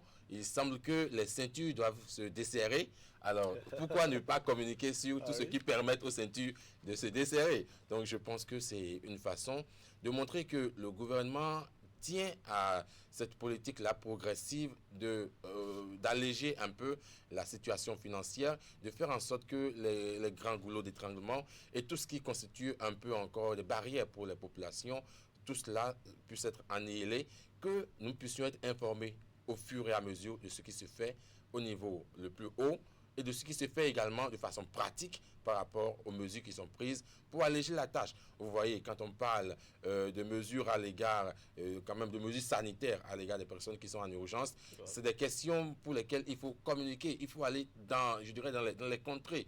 Parce que, ma foi, les gens ne savent peut-être pas l'impact de la mesure. C'est des choses qui sont connues au plan national, mais qui souvent sont méconnues des populations qui en ont le plus besoin.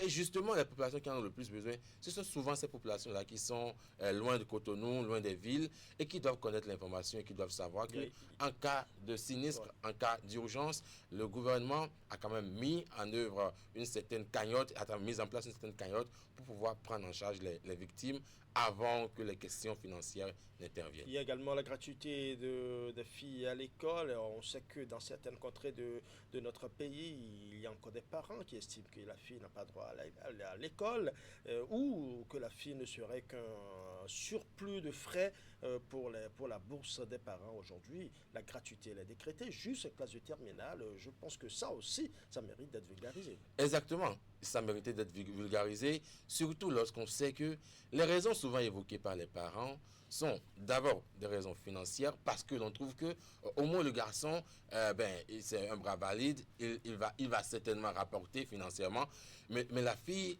on la prend, voilà, quand même. Mais on la prend souvent, on la prend traditionnellement comme une monnaie d'échange, alors qu'aujourd'hui, on va vers une conscientisation progressive de nos populations, leur montrer la valeur que représente la gente féminine.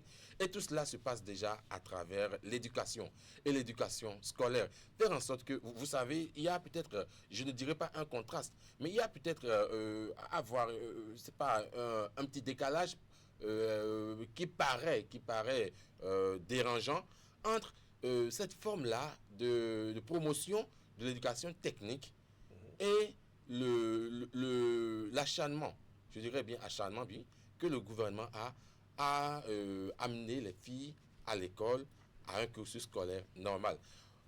D'aucuns se diraient, bon, si j'amène mon enfant faire la maçonnerie, c'est du technique. Si j'amène mon enfant, peut-être ma fille fait la coiffure très tôt, c'est du technique. Elle apprend à travailler et elle peut gagner sa vie automatiquement. Mais le gouvernement veut quand même que, avant d'aller vers le technique, que toute personne, tout citoyen ait un certain niveau, un niveau tout au moins minimal, qui lui permet de ne pas être analphabète, de ne pas être étranger à tout ce qui est quand même lié à la scolarisation, à la culture.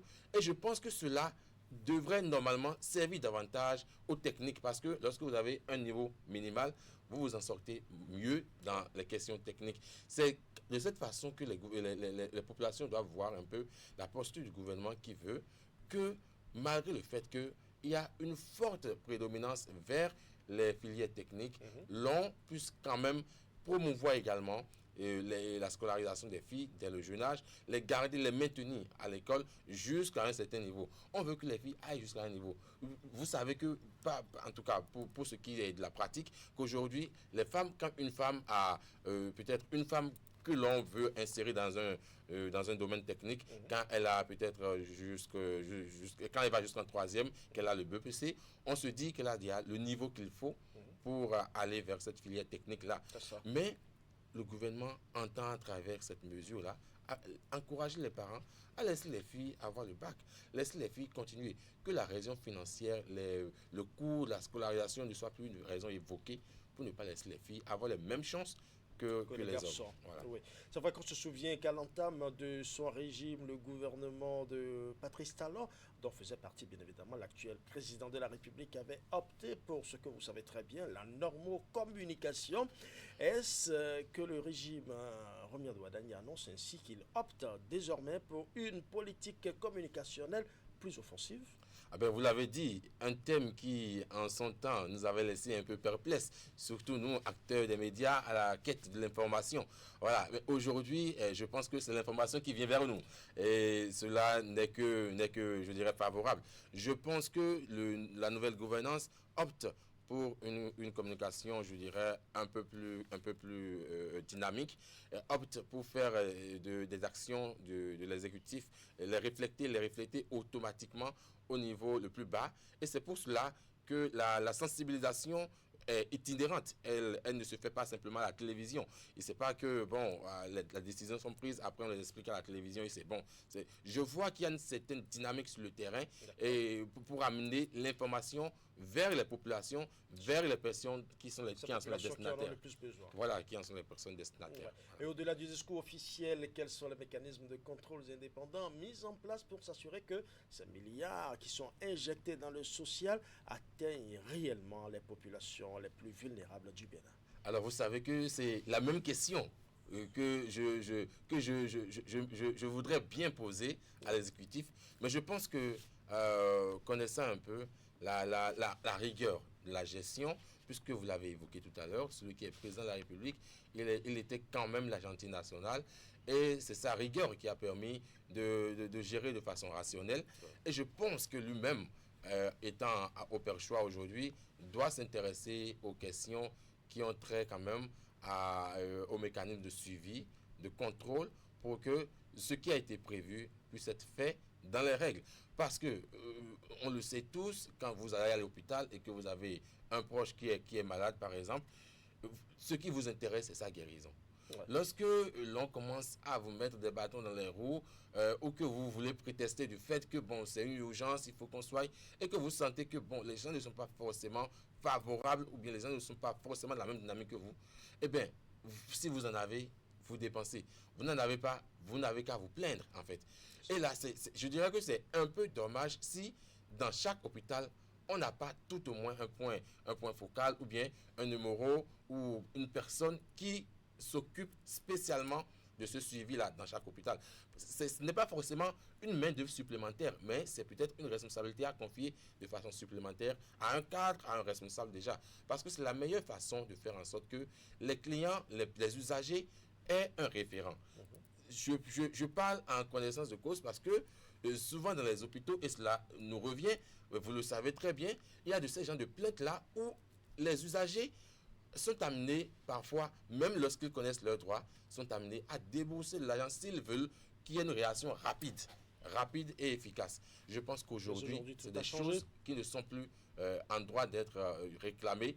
C'est des choses que les agents de santé ne peuvent plus brandir devant les clients, les usagers. Donc, les usagers doivent suffisamment être aguerris et suffisamment être informés sur ce qui est urgence, ce qui constitue une urgence et ce qui peut faire partie des urgences prises en charge par... Il faut préciser qu'il y a également des contrôleurs externes qui ont été formés récemment et qui sont désormais plus dynamiques, plus aptes à contrôler ce qu'il faut pour permettre au secteur de la santé de retrouver ses lettres de noblesse. Deuxième sujet pour vous, le Parlement vient d'adopter à l'unanimité la loi portant en suspension temporaire de la Sénat. Cette loi, adoptée le 10 juillet dernier, évoque des raisons d'économie budgétaire pour justifier la suppression provisoire de la Sénat.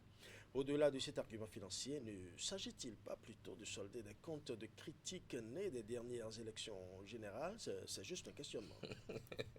Ah ben oui, c'est une question qu'il me plaît de poser aussi. Mais bon, ce qui est évident, c'est que les raisons qui sont évoquées sont des raisons qui me semblent pertinente.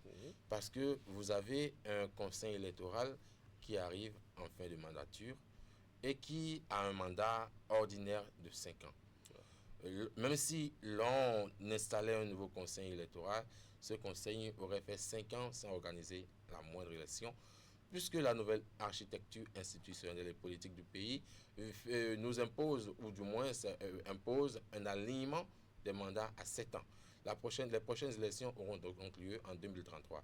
Pourquoi mettre en place un organe qui n'aurait aucune élection à faire et continuer à payer les membres de ces organes? Et vous savez qu'on ne les paye pas à 50 000 francs le mois. Donc, naturellement, c'est un gros budget. Et s'il faut quand même, d'une façon ou d'une autre, rationaliser un peu les dépenses au niveau, je dirais, institutionnel, pourquoi ne pas le faire? Je pense que cette question était d'ailleurs sur la table depuis très longtemps. L'on parlait déjà d'une Sénat, commission électorale ad hoc. Ça fait très longtemps parce que la question du rôle de la Sénat pendant les temps morts, ça a été toujours une question préoccupante. C'est vrai que la Sénat avait l'habitude de gérer quelques élections professionnelles, mais de façon substantielle, le rôle de la Sénat se trouvait vidé dès que les élections au plan national passaient. Alors, donc, pourquoi continuer à fonctionner de cette manière-là? Surtout qu'aujourd'hui, il y a un alignement des mandats et que ces mandats sont rallongés et que c'est dans 7 ans que cette Sénat-là aurait encore du travail. Je pense que rien que cette raison, elle est suffisante pour qu'on puisse surseoir provisoirement au Oui, si fonctionnement de aujourd'hui la on Sénat. pense à une Sénat ad hoc, on sait très bien qu'on a quitté le système de Sénat ad hoc pour aller maintenant à l'institutionnalisation de la Sénat. Est-ce qu'il faut aujourd'hui revenir au système ad hoc? Est-ce qu'on n'est pas dans un éternel système de modification de l'institution? Parce que pourquoi ne pas faire une prévision à long terme? Oui, bien sûr. J'aurais dit la même chose, sauf que, vous savez, il ne faut jamais s'emprisonner dans le temps sous prétexte que l'on ne craint de recommencer. Le recommencement, parfois, peut s'avérer salvateur. Parce que nous sommes dans un contexte où nous avons certainement fait une expérience avec la Sénat ad hoc. Nous avons compris à un moment donné qu'il fallait quand même avoir un organe un peu plus stable, surtout en raison de l'indépendance de cet organe-là. Parce qu'un organe que vous mettez en place de façon circonstancielle, il est forcément un peu redevable à ceux qui le mettent en place. Oui. Et c'était un peu compliqué de garantir cette indépendance-là. Alors, on est arrivé à une Sénat qui est stable et qui joue un rôle, je dirais, un peu plus stable dans la qualité de nos élections, de nos scrutins. Mais il se fait que le nouvel alignement des mandats va rendre un peu cette Sénat-là, et je dirais un peu, pas inutile, mais elle sera pratiquement sans rien faire pendant des années. Et je crois qu'il fallait d'une mesure ou d'une mesure moindre ou d'une mesure un peu plus grave, chercher celle qui nous aide à mieux rationaliser nos dépenses. Et celle de la suppression provisoire de la Sénat, ma foi, elle aide à rationaliser les dépenses et elle permet également d'avoir du temps pour penser maintenant à un autre mode de fonctionnement, parce qu'on ne sait pas encore vers quoi on va, mais on est sûr que nous sommes dans une période transitoire et nous avons peut-être un peu plus de temps pour penser maintenant à quel modèle adapter à cette nouvelle architecture-là institutionnelle où les élections ne se dérouleront que chaque 7 ans. Il faut maintenant penser à un système qui permette non seulement d'avoir une Sénat qui soit capable de bien organiser la élections, mais une Sénat qui est quand même aussi indépendante.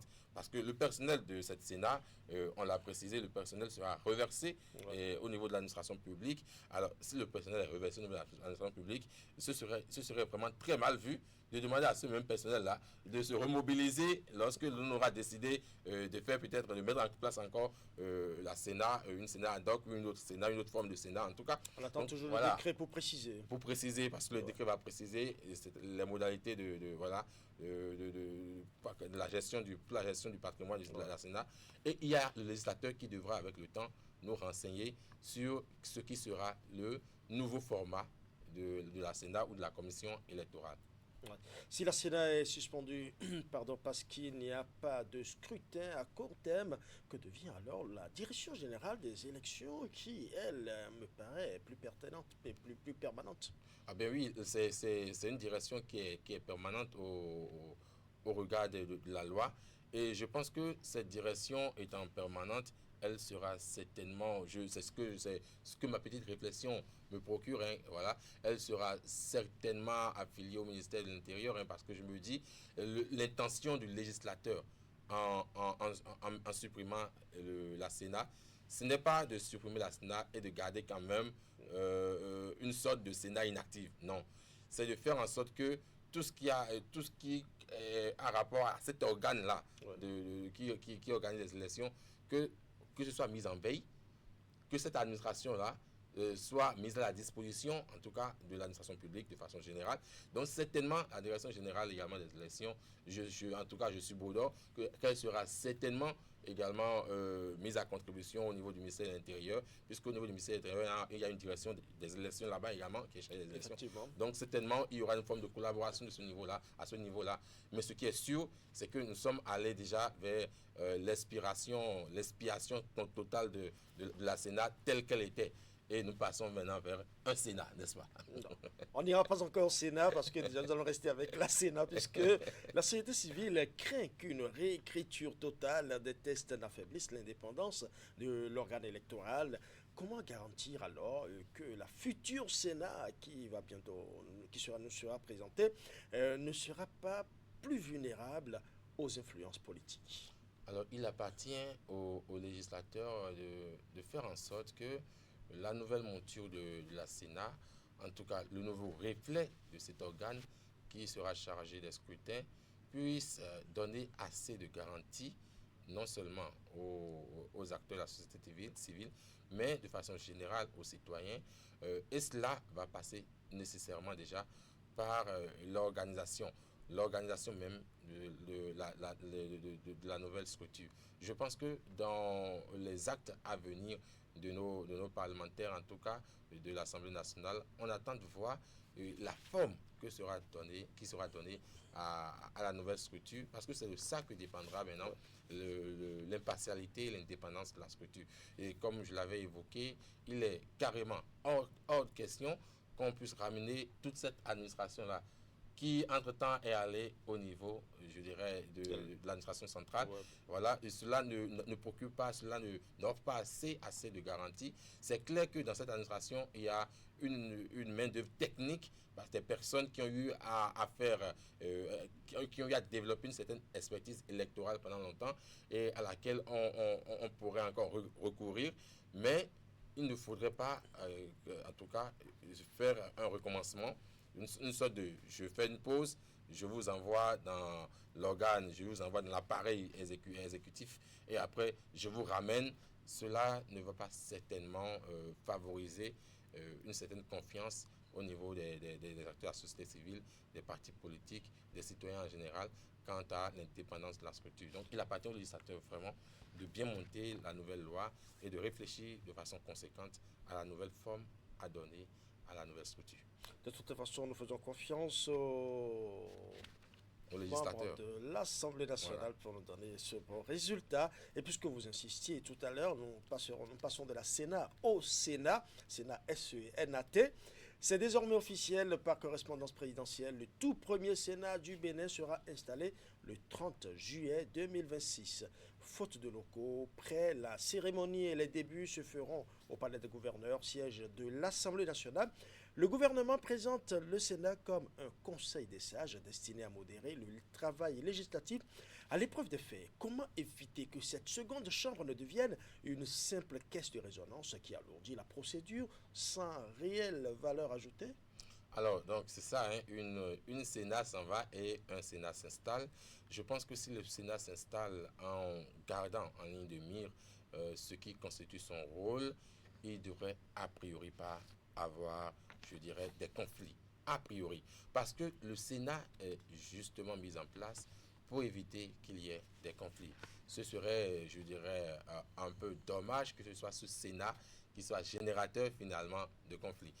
Normalement, si l'on se tient un peu à ce que disent les tests, c'est que ce Sénat a un rôle de régulation.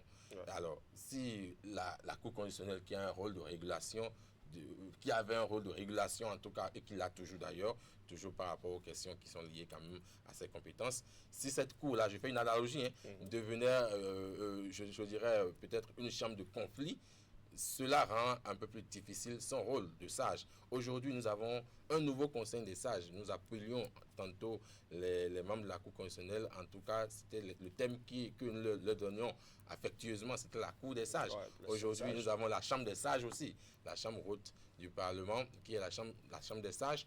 Et ils sont appelés à accomplir une mission d'abord de régulation, faire en sorte que chaque acteur politique mesure sa responsabilité, faire en sorte que l'unité, la cohésion nationale reste une priorité, voilà, et que les questions d'intérêt général puissent être toujours prises en compte dans la politique, je dirais, de façon générale, aussi bien au niveau de l'Assemblée générale que dans les rapports entre l'Assemblée générale et l'exécutif. Normalement, si le Sénat joue bien son rôle de régulateur, et je dirais, s'il partage, comme l'a dit également, comme le dit également la loi, comme le précise la loi, s'il partage de façon efficace, sans bloquer, mais dans un esprit constructif, le rôle législateur, parce qu'il partage aussi un peu ce rôle-là avec l'Assemblée nationale, puisque on dit que le Sénat est en mesure, voilà, de se prononcer sur tous les tests de portée politique, les tests qui ont quand même un certain impact politique, ouais, et que le Sénat peut quand même demander une seconde lecture, voilà. Et je pense qu'avec toutes ces prérogatives-là que le Sénat a, si ces prérogatives sont mises, je dirais, quand même au service de l'intérêt général, et vu la composition de ce Sénat, cela nous laisse dire que normalement, a priori, pour des personnes qui sont assez expérimentées et qui devraient ne pas s'intéresser, ne pas s'alourdir eux-mêmes sur des questions, je dirais, d'intérêt particulier, parce qu'ils ont déjà quand même géré à plusieurs niveaux. Ils ont géré déjà à plusieurs niveaux. Donc, c'est des personnes qui devraient se concentrer sur l'intérêt général. Mais on le sait, dans tout selon groupe, toute l'expérience, des hautes charges, des hautes responsabilités. Et surtout du haut commandement également. Voilà. Donc, je pense que ça devrait y aller. On sait aussi que la création de cette institution a suscité de vives craintes quant au renforcement de l'emprise de l'exécutif sur le pouvoir législatif. Quel premier signal fort, selon vous, le Sénat doit-il envoyer pour prouver sa légitimité aux yeux des citoyens sceptiques? Ah ben oui, il y a des raisons de craindre, même si, normalement, l'exécutif reste un compartiment vraiment différent de celui du Sénat. Parce que le Sénat se retrouverait simplement sur le deuxième axe, celui du législatif. Oui. Et je pense que le Sénat, normalement, n'a pas vocation à être à la solde de l'exécutif, parce que le Sénat, c'est la haute chambre du Parlement, pendant que l'Assemblée nationale est la basse. Donc, le Sénat constitue avec l'Assemblée nationale le Parlement béninois. Donc, normalement, il n'y a pas de raison de s'inquiéter par rapport à cela. Mais, toujours est-il que les hommes sont ce qu'ils sont. Et comme la plupart de ces hommes-là, c'est des hommes qui ont peut-être été au niveau exécutif, et avec des liens que l'on connaît peut-être avec l'exécutif, l'on pourrait craindre, même si je l'avais dit tantôt, si ce Sénat-là s'en tient à son rôle de façon, je dirais, rigoureuse, il ne devrait pas avoir pour nous des raisons de craindre. Il s'agit maintenant pour le Sénat de bien jouer son rôle, sachant que des conflits sont inévitables. On les voit un peu partout. Quelle que soit la cohésion ou la cohérence au niveau de l'Assemblée nationale ou au niveau même de l'exécutif, quelles que soient même les colorations politiques qui semblent aujourd'hui être du même bord, il peut avoir encore des dissensions. Il peut avoir des conflits d'intérêts. Il peut avoir des oppositions sur des idées. Il peut avoir même parfois encore des bagarres à l'interne. Mais c'est là que le Sénat montrerait toute sa grandeur, et c'est là que le Sénat montrerait aux populations béninoises qu'il était vraiment opportun que l'on mette en place un organe de ce genre-là pour arbitrer ces sortes-là de conflits. Ouais. Merci à vous, Anselme Pascal Aguiondel. Bon dimanche à vous. Merci, cher confrère. Mesdames et messieurs, nous allons rapidement observer une courte pause pour la plage publicitaire, le temps de faire un clin d'œil à nos partenaires. On se retrouve dans quelques petites minutes.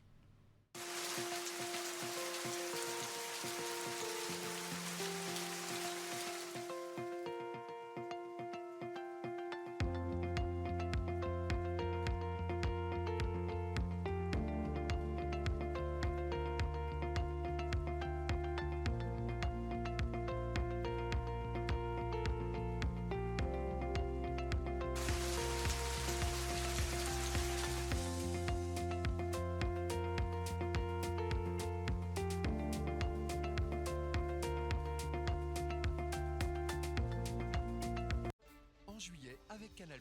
Tu es prêt? Il y a un fort potentiel en ce moment. Ça va chauffer et je chanterai tout haut. Je sens l'émotion, je sens la puissance. Je viens pour gagner et être une star africaine. J'aime bien la nouvelle personne que tu es. Je te soutiens. C'est trop chic. Tu mets plein gaz. On a schtroumpfé la baraque. Tout était parfait. C'était incroyable. Je sens qu'on va faire malheur. Avec Canal+, donnons de la voix. Vous avez besoin d'une connexion Internet fiable que vous pouvez partager avec toute la maison? Vous rêvez d'un abonnement Internet illimité qui vous tient tout le mois sans ralentir? Avec Canalbox, découvrez l'Internet sans limite de gigas. Avec la fibre Canalbox, passez au très haut débit avec l'offre Start à 50 mégabits par seconde ou l'offre Premium à 200 mégabits par seconde. Offrez-vous l'installation et la box à 5 000 francs CFA au lieu de 10 000 francs CFA. Vite, rapprochez-vous de nos vendeurs en rose ou d'une boutique Canal+, Canalbox pour vous équiper dès maintenant. Pour plus d'infos, appelez le 70 44 ou rejoignez-nous sur nos réseaux sociaux. Canalbox, le vrai Internet illimité sans limite de gigas. Attention les yeux, c'est parti. Éducatif, ludique et joyeux, avec Canal+, profitez des meilleurs programmes. C'est le plus beau cadeau de toute ma vie. Offrez-vous 19 chaînes pour tous les goûts et tous les visage. J'aurais jamais imaginé que ce soit possible. Tous à l'attaque! Trop rigolo! Allez, on joue! Découvrir, se divertir et toujours apprendre. Bienvenue au paradis! Pour ne rien rater de vos programmes préférés, réabonnez-vous en avance et bénéficiez de la semaine généreuse. Profitez tout de suite de 7 jours de chaîne bonus offerts. N'attendez plus, dès que vous recevez votre message de rappel, réabonnez-vous pour profiter de vos 7 jours généreux.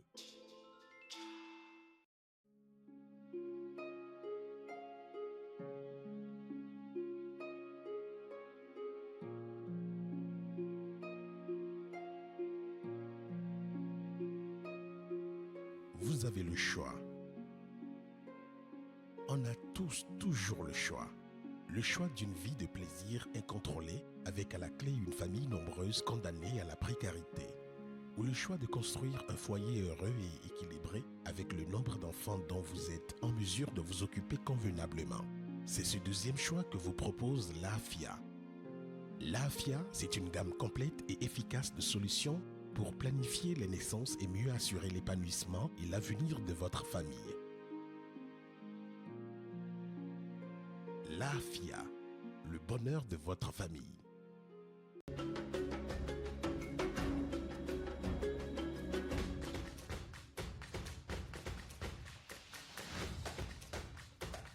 Bienvenue à cette nouvelle édition de Canal Sport, notre rendez-vous hebdomadaire qui, chaque semaine, vous permet d'avoir des nouvelles du monde sportif béninois et d'ailleurs. Matteo Arlenvi, vous le connaissez? Oui. Jouer loin de ses bases et se qualifier, ce n'est pas évident. Hein. Au départ, vous y croyez? Au départ, bien sûr qu'on veut jouer au Bénin tous les matchs, mais pour l'instant, on est à 6 matchs, 0 défaite en Côte d'Ivoire, mais bien évidemment, on préfère jouer les matchs à Cotonou et au Stade de l'Amitié ou au Stade de Charles de Gaulle. Candide Moueto, Candide, bonsoir.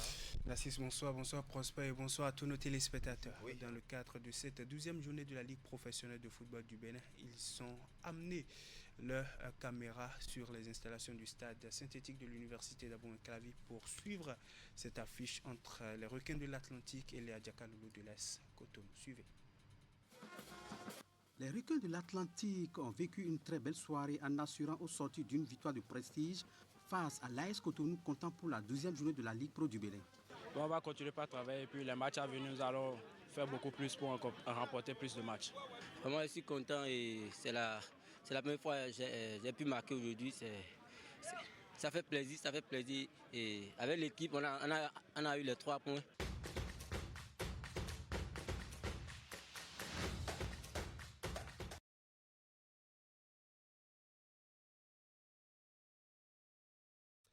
Mesdames et messieurs, pour la page culture de cette émission, nous vous avions prévu Macro Musica pour vous égayer aujourd'hui. Malheureusement, le groupe s'est éclipsé comme une patte de chat sur la tête d'un poisson. Ce sera donc pour une prochaine fois, mesdames et messieurs. Ce sera donc tout pour cette émission. Merci de m'avoir reçu chez vous. Tout le plaisir était pour moi de rester en votre compagnie. À 19h30, vous suivrez la grande messe d'information du soir. Mais entre-temps, d'autres programmes aussi intéressants les uns que les autres vous tiendront en haleine. Portez-vous bien, on se retrouve très prochainement.